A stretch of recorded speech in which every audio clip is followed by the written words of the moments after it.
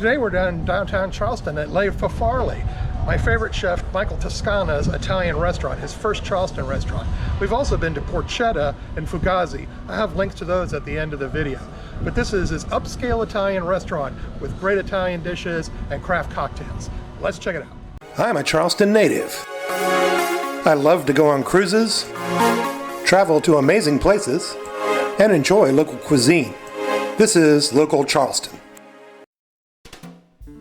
Now, if you get to Farfalle early enough, you might be lucky enough to score one of their dedicated parking spots. But let me tell you this, if you manage to walk off the property, like say you leave the restaurant and go to a sweet shop somewhere else, they will boot your car, and they police this lot heavily. Farfalle is the brainchild of Michael Toscana. He opened this in 2016 after opening a restaurant in New York. He wanted to come to Charleston and bring some of that Italian flair to the Low Country. Reservations here are a premium, but they do have outside seating for people that just walk up. And I might have noticed earlier there's some dogs out there, so this restaurant is definitely dog friendly. The inside of the restaurant is bright and modern and very casual and relaxed. The service here is some of the best I've had downtown. Very friendly and accommodating. They're willing to help you at every turn. The maitre d' will come by your table, greet you, and talk to you a little bit. And our waitress was one of the best. I mean, we had some leftovers. She boxed those up immediately. And she was so nice, she even gave us a complimentary piece of cake at the end of the meal to take home. The staff here definitely enjoys working here, and that's reflective in their great service. All the specialty cocktails here come in at $16, so I'm just going to show you this once. My wife started with the Vertical Railroad. It had jalapeno-infused Blanco tequila, Peloton mezcal, lime, pineapple, and a house almond orgeat, which contains nuts. If you watch my videos, you know my wife likes a spicy drink. This had a wonderful backheat to it, and the flavors were very, very tasty. I thought the little wedge of pineapple on the rim was a nice touch. And of course, you know I like my bourbon drink, so I had to go with the pros, no cons. It contained prosciutto washed bourbon, melon, rosemary, honey, and black walnut bitters. This one hit all the flavor notes. Little sweet, little spicy, little salty, and of course that rich bourbon throughout. I also appreciate the fact that we didn't have to wait long to get our drinks.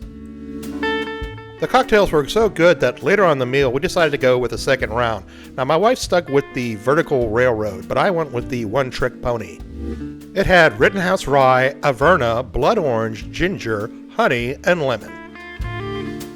The drink had a wonderful pronounced blood orange flavor throughout, which I thoroughly enjoyed, and it was just nice, very refreshing, a great way to cap off the meal. Now, I received many recommendations about this. This is their warm rosemary focaccia, and it comes with 3 different dipping sauces, a tomato sugo, whipped ricotta, and olive oil. Now, in general, as a rule, I don't necessarily like paying for bread, but this bread is worth every penny. It was so delicious and so full of flavor. The oil on it made it all nice and very crispy, and it was a huge, generous portion. Believe me, we didn't finish this bread. We had to take some of it home with us to go. All 3 dipping sauces were very good. I personally like the tomato sugo. It was nice and light and tomatoey with a bit of zest to it. The ricotta was nice and smooth and soft. Our waitress recommended that you should dip it in the sugo and the ricotta. We tried that, and she was not wrong. My wife went with the chicken parmesan, which had 2 huge cutlets and was smothered in cheese. Now you can get a side of spaghetti for a little bit extra, but we feel we didn't need it, and we're glad in the way we didn't because this was just too big to eat. This also went home as leftovers. My wife let me try a bite of hers, and I will say this, one of the best chicken parmesans I have ever had. It was absolutely delicious. And it was amazing because the cutlet itself was so crispy. It's one of the crispiest ones I ever had. And that really just boosted the flavor through the roof. The chicken was wonderfully juicy, not the least bit dry, nice and cheesy. Look at all that cheese pull when we pull it apart. And the sauce was very rich and robust.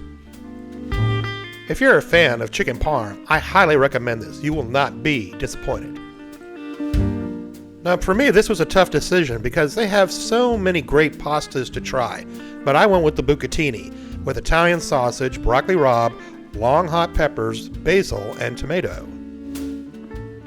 Now the long hot tomatoes are cooked directly into the sauce, and I was worried about the broccoli rabe being too bitter, but it was used very sparingly, so it just had slight bitter notes. You could definitely tell that the pasta was fresh made. The texture on it was perfect. And all those flavors together, the sausage, the spicy sauce, the broccoli rabe, blended together and gave it so much flavor. It was just bursting with flavor. The food here was so good. I mean, when you come here, believe me, you're going to want to come back again and again to try all their other dishes.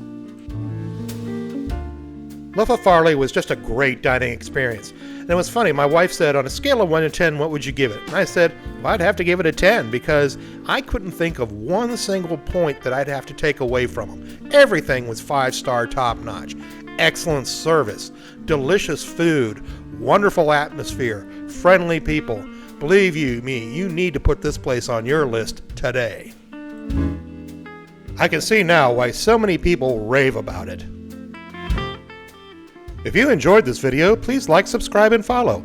It doesn't cost you anything and it helps to grow the channel. And we put out a new restaurant video each week. And as always, thanks for watching.